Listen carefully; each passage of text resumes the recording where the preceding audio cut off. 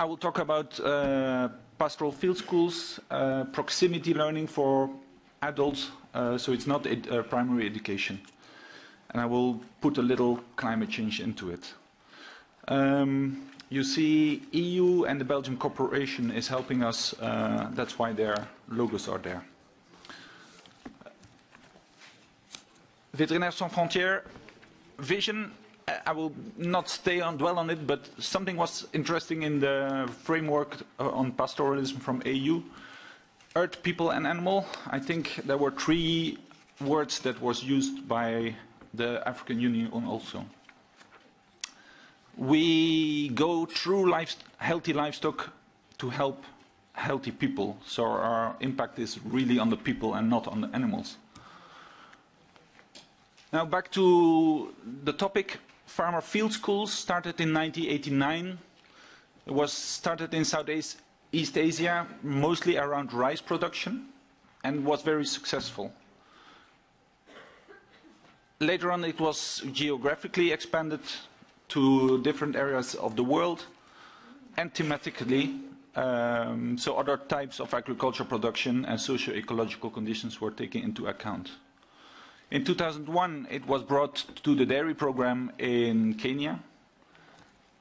And in 2006, together with ILRI and VSF Belgium, supported by FAO and ECHO from EU, we tried to adopt it to pastoral conditions.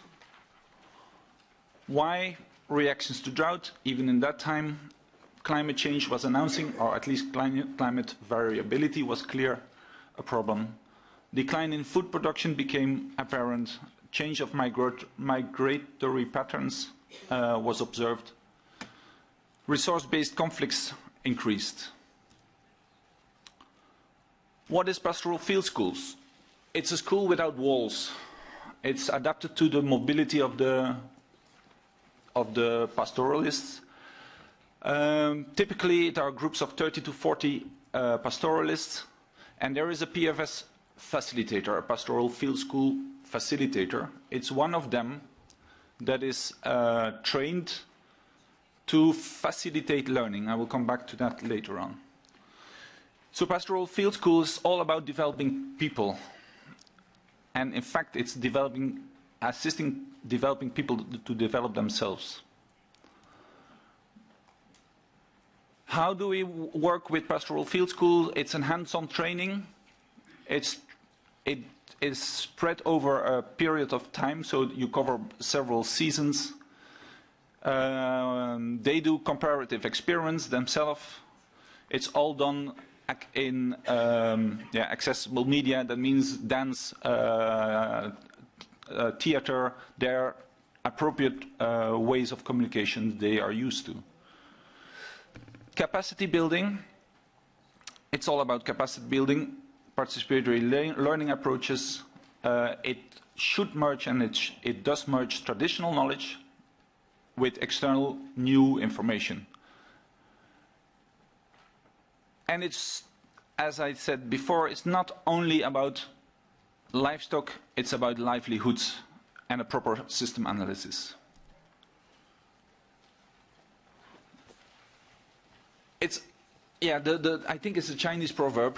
When I hear, I forget. When I see, I remember. When I do it, I own it for life. And I would add to it, when I make a mistake, I will learn even more. Why pastoral field schools? It's, like was said before in another presentation or in the discussion, it's in fact to honor the knowledge of an ancient livelihood, how to call it, a long-lasting livelihood. So to become even more resilient than they were and less vulnerable to changing contexts. And that's not only climate variability, because they are used to that, but it's also to other policy contexts, etc. It's to empower pastoralists to remain the experts in their own context.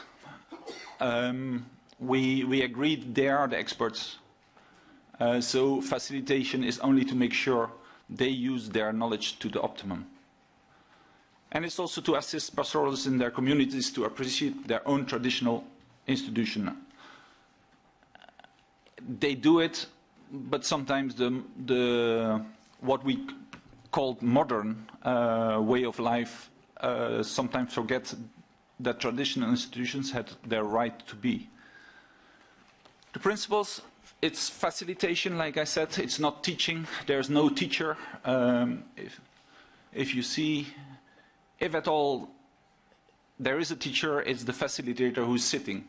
It's the women who bring the knowledge to the table. It's a learner-led study. The group will decide where they will discuss and what they will want to learn. The skills of the facilitator is to bring up the knowledge of the people and merge it with what he has learned, and not him imposing or her imposing the agenda. So it's more learn to learn than what to learn. And of course, the classroom is the field. PRA, participatory rural appraisal methods are used. It all visuals. It is experiments, comparative experiments. It's learning by doing. It's learning from mistakes. It's challenges instead of constraints. We don't look at what's not possible. We try to look at what's known, asset-based development. And of course, it's larger than only animals. It's the agro-ecosystem, and I would even add social systems to it. The typical cycle, it's observation, analysis, presentation, discussion, and again, observation, and the circle goes around. Principles, every PFS is unique, and it's farmer-led. The uniqueness of each PFS makes a diversity within different PSF groups. So the idea is also to link several PFS groups together, so they learn even more from each other. That brings also unity. Unity is strength, and that's an empowerment through collective action. The famous 1 + 1 is 3.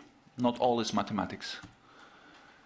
I will not go in depth on this. It's more for those that get the presentation. They can read a little bit more on the PFS pillars, but it's group organization, confidence organizational management, it's technical exposures and demonstrations, a basket of options are given, and exposures to ideas and options are explored. It's discovery-based learning, development of critical decision-making capacity, informed decision I heard before, and all through adaptation and testing of technologies and options to address identified problems. Few results. Pastoralists were not very known to use poultry, but they are now, some groups are embracing poultry because it's a very easy way to diversify. It goes further than livestock, like I said. It's also personal hygiene and food preparation. Topics are brought in. It's dissemination of information. One knows less than two, two know less than a group, and more groups together know a whole lot of things. And it's a little bit to bring in the culture of learning and yeah, the definition of modern. If you keep on adapting to the changing context, for me that's also modern. This is a typical group. This is a group that was chanting. They repeat what they did the last time, and they do it in the form of a song, so it sticks better to the mind of the people. It's including men and women. Even some groups include the children, so it's an all-inclusive process. The impact, like I said, it's the improvement of the livelihood, housing, increased income, food security, health issues. It's a social economical empowerment, adaptation and adaptation of improved practices against environmental degradation, against climate change, etc. What are the challenges? Participation to the entire cycle, it's not easy to convince all in the beginning. That's an interesting process because it's a process that typically lasts for 2 years, and some people will drop off before the first impact will be shown. The support of self-facilitated PFS groups, it sounds contradictory, but you still need a seed capital to kick off, to show in a certain community that the PFS are effective. We talked about policies. For some groups, if they want to continue after the first cycle, they will go on their own and they should register as a community-based group. It's not always easy to do that. Strengthening the role of the PFS in emergency responses. We try to adapt the PFS system and combine it with participatory early warning systems. The involvement of the government departments locally is a bit easier. National is a bit more difficult. Regional is easier again, thanks to EU and its framework. And easy is relative.